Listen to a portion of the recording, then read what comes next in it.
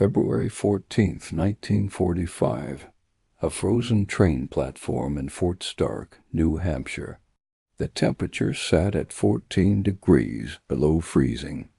American soldiers rushed forward with thick wool blankets and steaming cups of coffee. The German women screamed and hurled them back into the snow. "Let us die in the cold," they shrieked, their voices cracking with terror and defiance. "We want nothing from you." They had been told the Americans would torture them, strip them naked, photograph them like animals, use them as slaves. They were so terrified of mercy that they chose freezing to death instead. Then one young soldier did something nobody expected. He unbuttoned his winter coat in 14-degree weather, sat down in the snow, and refused to move. If you value true stories from World War II that challenge everything you thought you knew about enemies and humanity, hit that like button right now and let me know in the comments where you're watching from. Your support keeps these forgotten voices alive. What this soldier said next with just 6 quiet words would shatter everything Nazi propaganda had taught these women. What happened over the next 6 months would haunt them for the rest of their lives, because the truth they discovered was more devastating than any punishment could ever be. This is not a story about victory or defeat. This is a story about soap, blankets, and the quiet destruction of certainty. The cattle cars had left Boston 2 days earlier. 127 German women pressed together in wooden boxes built for livestock, not humans. They wore the gray-green uniforms of the Wehrmacht Women's Auxiliary Corps, the Helferinnen.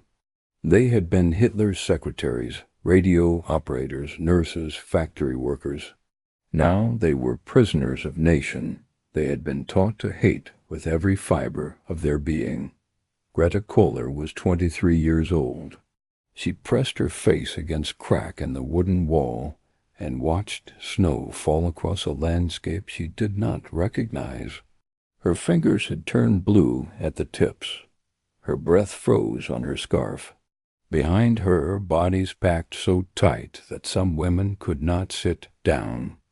For 2 weeks since their capture in the ruins of Hamburg, they had heard the stories whispered in the dark. The Americans were not men. They were monsters. They would strip the women naked and photograph them. They would force them into brothels for soldiers. They would torture them for information, then throw their bodies in ditches. An SS officer had grabbed Greta's arm during the chaos of surrender, blood dripping from wound on his head, his eyes wild with panic. "They will do to you what the Russians did in the East," he whispered, his breath hot against her ear. "But worse. The Americans smile while they destroy you." Greta believed him. Why would she not? The Reich had told her the truth about everything else, hadn't it? The train screeched to a halt. Metal screamed against frozen rails. Women gasped and grabbed each other in the darkness. Then the door slid open. Light and cold rushed in together, and after hours of darkness the brightness felt like a blade cutting into their eyes. Women screamed. Some tried to push backward, but there was nowhere to go. American voices shouted in harsh foreign sounds. "Out. Everyone out. Move." Greta was shoved forward. Her boots hit frozen ground. The cold bit through warm leather. Her soles had holes. She had been walking in wet boots for 3 weeks, and now her feet were numb, dead weight at the ends of her legs. Around her, women stumbled from the train, blinking against the snow, their arms wrapped around thin bodies. Some carried small canvas bags, others had nothing at all. The women wore uniforms designed for German summers, not New Hampshire winters. Greta looked up at the camp. Barbed wire fences stretched in perfect lines, guard towers with searchlights, rows of wooden barracks painted dark green. It looked like something from a nightmare made orderly, made real. American soldiers stood in formation, rifles hung casually over their shoulders, breath foggy in the frozen air. They wore thick winter coats, heavy gloves, wool caps pulled low. But Greta noticed something strange that made her stomach twist with confusion. The soldiers were not shouting. They were not laughing. They were not looking at the women with hunger or hatred. One young soldier, barely older than 20, stared at the women with an expression Greta could not read. Was it pity? Disgust? She could not tell, and not knowing terrified her more than hate would have. "Form a line," an American officer shouted. His voice was sharp, but not cruel. "Single file. We'll process you one at a time. Process." The word hung in the air like a death sentence. Greta remembered the SS officer's warning. This is where it begins, she thought. The humiliation, the degradation, the end. She clenched her jaw and prepared for the worst. But then something happened that made no sense at all. 3 American soldiers approached carrying large gray bundles, blankets, thick military-issue wool blankets. They moved down the line, offering one to each woman. "Here," a soldier said to Greta, holding out a folded blanket. "You're freezing." Greta stared at it. This was a trick. It had to be. They would give the blankets and then take them away. Or the blankets were poisoned. Or this was a test to see who was weak enough to accept American charity. "No," Greta said. Her voice came out as croak. The soldier blinked, confused. "What?" "No," Greta repeated, louder. "We do not want your blankets." Behind her, Maria's voice rose shrill with fear. "Let us die in the cold. We would rather freeze than accept anything from you." The cry spread down the line like fire through dry grass. Other women began shouting, their voices cracking with cold and terror. "Let us die. We want nothing from you. Do what you will, but we will not take your poison charity." One woman grabbed a blanket from her shoulders and threw it to the ground. Then another. Then another. Gray wool landed in the snow like fallen flags. The American soldiers stood frozen, shock playing on their faces, confusion, and something else, hurt. The women had expected monsters. Instead, they found men who looked wounded by their refusal. Private James Sullivan watched the blankets fall into the snow. He was 21 years old, a Catholic boy from South Boston, the son of Irish immigrants who had fled poverty and oppression. His mother had taught him simple rules. You help people when they need it. You feed the hungry. You clothe the naked. You shelter the homeless. It did not matter if they were friend or enemy. It only mattered that they were human. Sullivan had landed on Omaha Beach 8 months earlier. He had fought through France and into Germany. He had seen men die in ways that would wake him screaming for decades. And he had walked through Buchenwald in April.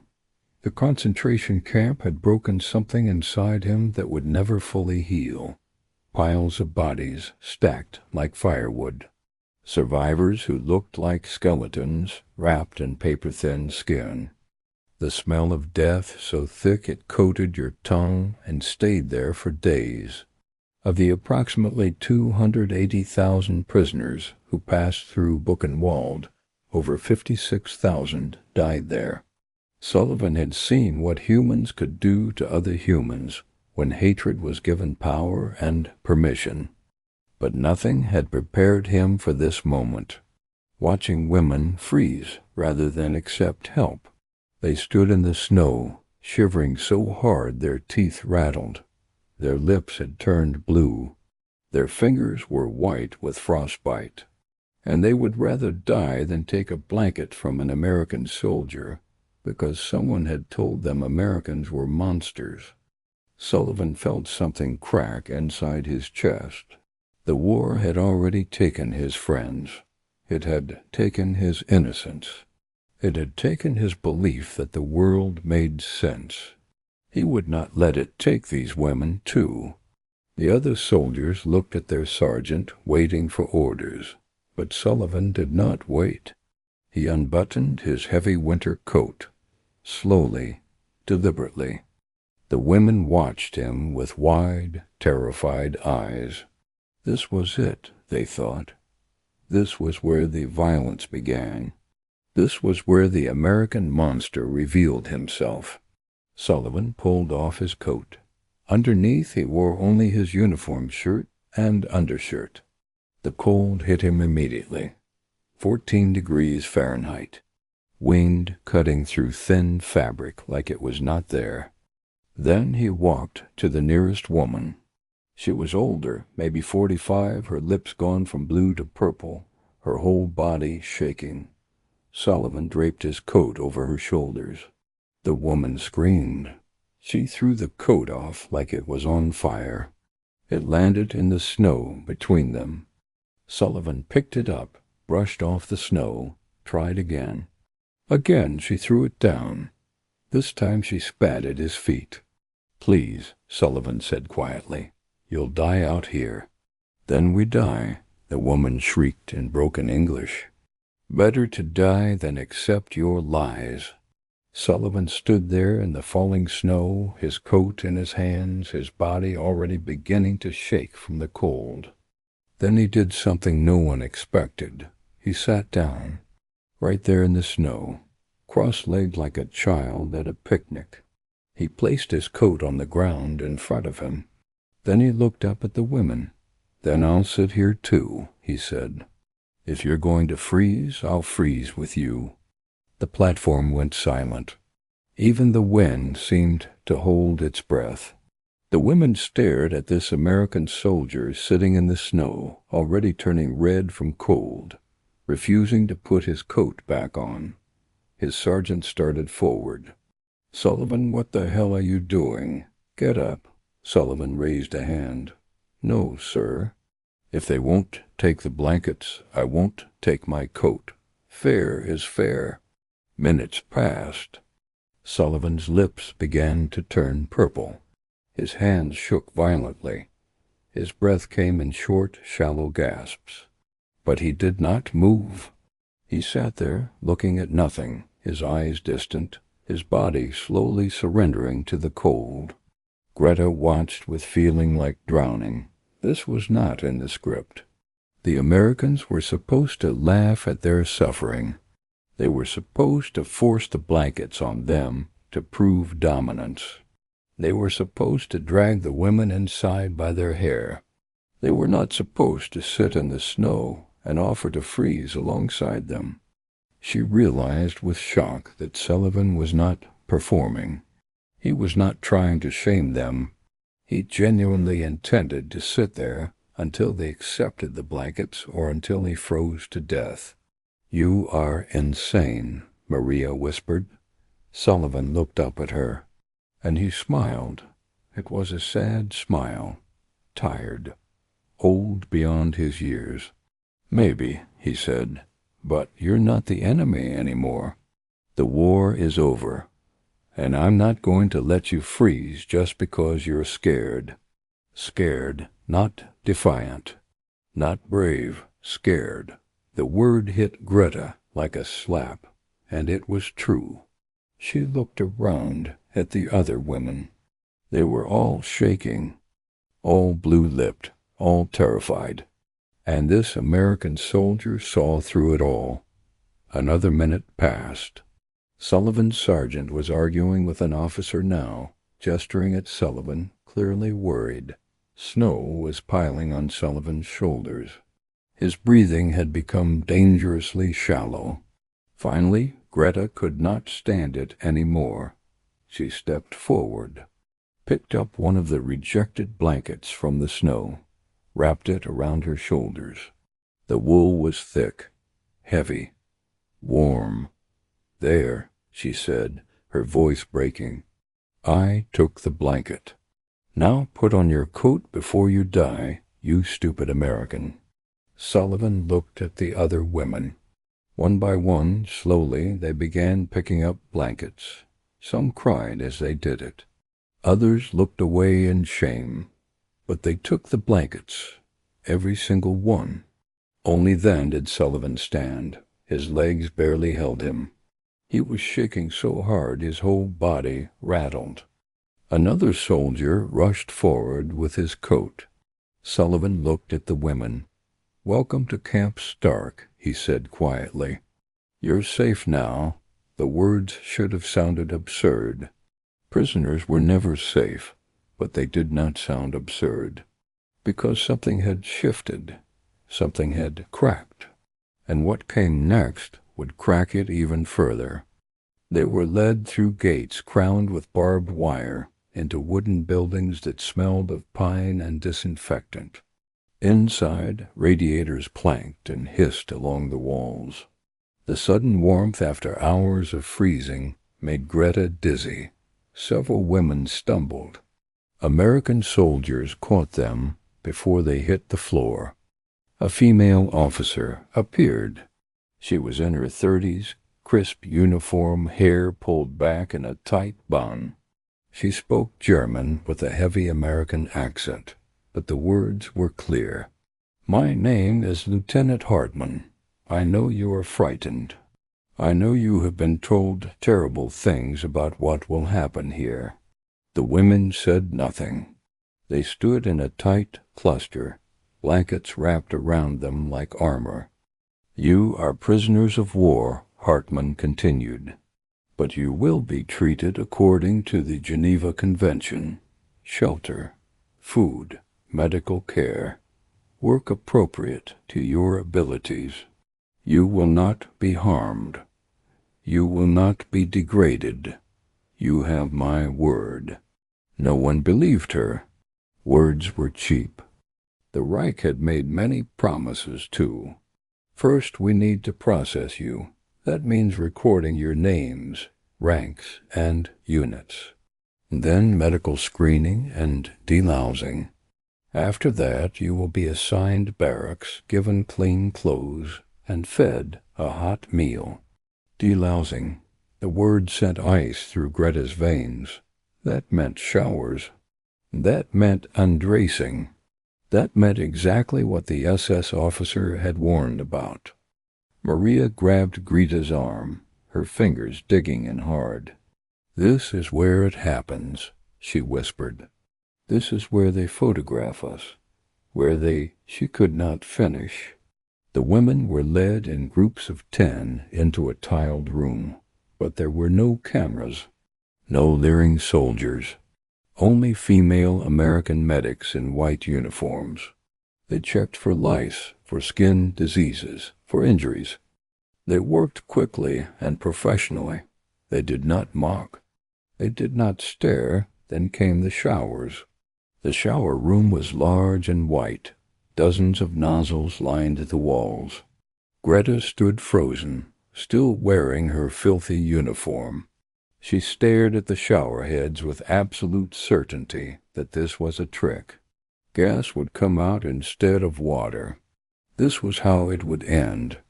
She had heard whispers about the camps in Poland, about rooms that looked like showers but breathed poison, about bodies stacked in ovens.